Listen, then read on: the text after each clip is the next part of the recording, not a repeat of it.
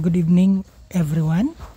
So ngayon po gagawa tayo ng tutorial, video tutorial. Paano mo ka-cash out your Kaya or USDT in Kaya Network into peso using Coins.ph. So kung meron ka ng line account and you are using the DAP portal, so search mo natin with your line. So search mo lang DAP portal. Ayan. Para ma-open natin yung ating DAP portal. So yan po. Assuming meron ka ng USDT or meron ka ng Kaya coin in your wallet, connected sa wallet mo, ang una natin gagawin is to trade. Let's say for example USDT, katulad nitong nasa wallet ko, USDT siya in Kaya Network. Tapos gusto kong i-swap into peso. So, muna kong gagawin, open ko yung DAP portal and then trade. Ito ka lang sa my wallet, tapos trade. So, makita nyo from USDT, trade ko sa Kaya. And then from Kaya, send ko sa Coins.ph. Ayan. So, yan, $70, mako-convert ko siya into 368 Kaya. And then swap. So, check ko lang. Authorization, approve. So, BitGet wallet, yung nakakonect ko sa aking Line DAP portal. So, nag-initiate siya ng transaction. So, authorize lang natin yung ating trade transaction na gustong gawin. So, yung unang transaction is authorization. Ayan.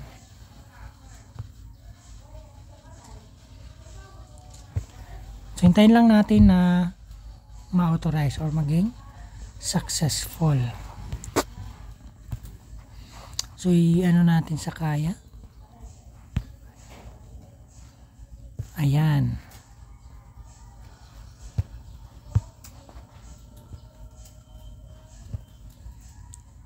So, let's say, na-approve na natin, ano?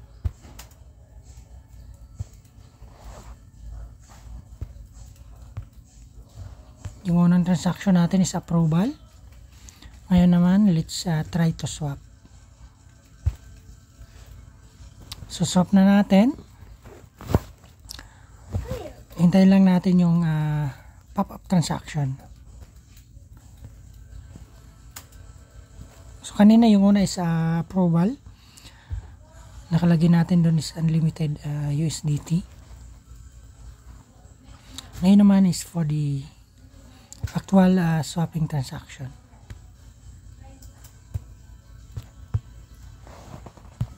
Ulitin natin, ano? Ulitin natin kasi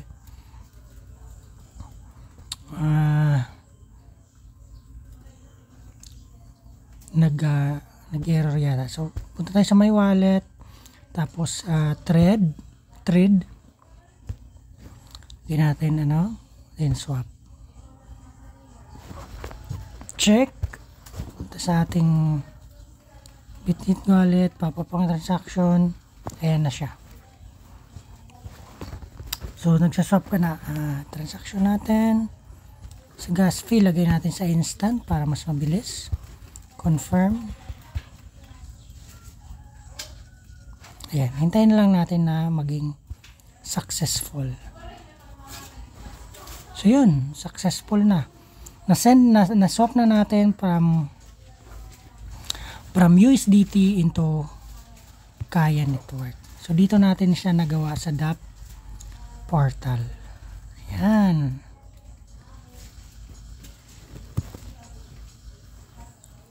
So, nakita nyo yung nagawa natin. So, from USDT, na-stop natin to Kaya Network. And then, ang gagawin natin dito is we will send.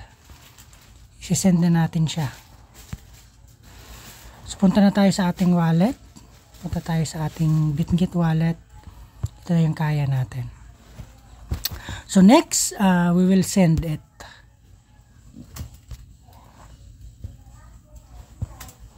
So, dahil mayroon na tayong Kaya, ayan na siya, oh. Swap na natin. Next is to send. So, punta tayo sa Coins.ph. Coins.ph. portfolio, click natin deposit. Ayan. Tapos receive crypto. Sa receive crypto, and then search natin Kaya. Ayan. And then pag click natin Kaya network, ayan siya. Copy lang natin. Copy. Tapos balik tayo sa Bitgit. Punta na tayo sa Bitgit wallet. Natin sa Bitgit and send. Ilagay natin dito yung ating receiving address, which is 7F. Correct ba? 7F. Tapos ilagay natin siguro 370. Pero mag-iwan tayo ng 369. Mag-iwan tayo ng pang-gas fee, 369. And then sa gas fee instant, confirm.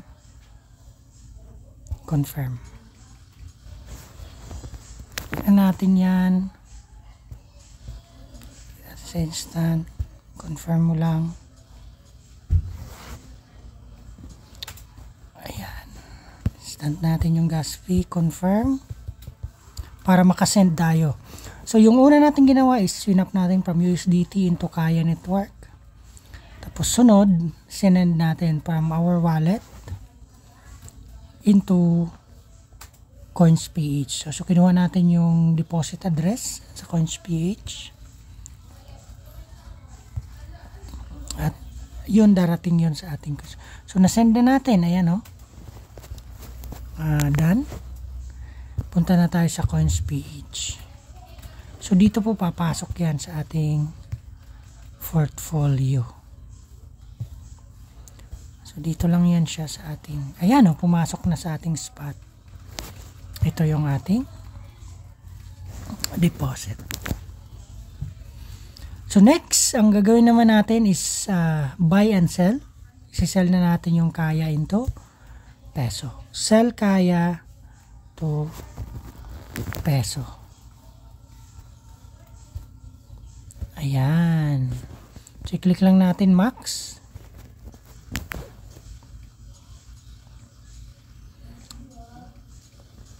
And then click sell. Confirm. Successful. So, punta tayo sa ating portfolio. Ayan. Meron na tayong 3,700 peso. So, from here, yung peso natin is pwede na natin i-withdraw or cash out from peso to GCash, to BPI, or any anumang bangko or e-wallet yung mo. So, let's say try BPI. InstaPay. Lagyan na natin 37. Tapos next. Pangalan natin, which is Alvin Abalos. Lagay natin yung ating 915-9190177. So, yan yung ating BPI account.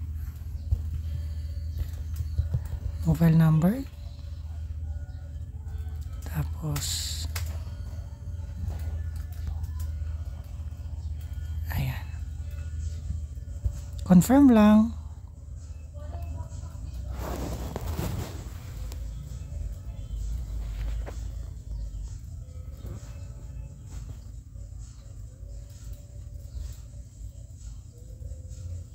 So, kailangan pa ng facial recognition yung aking Coins.ph kasi medyo matagal ko na siyang ginagamit. So, ganun lang kadali, successful. So, nandun na siya sa ating BPI. Tingnan natin. Ayan, so nandito na siya. Ayan na. 27. So, yun lang. Thank you so much, everyone. So, kung mayroon po kayong tanong, if you have questions, ilalagay ko po yung aking Telegram or Facebook account. Pwede po kayong magtanong, magpa-guide, or yung aking Discord. Thank you, everyone.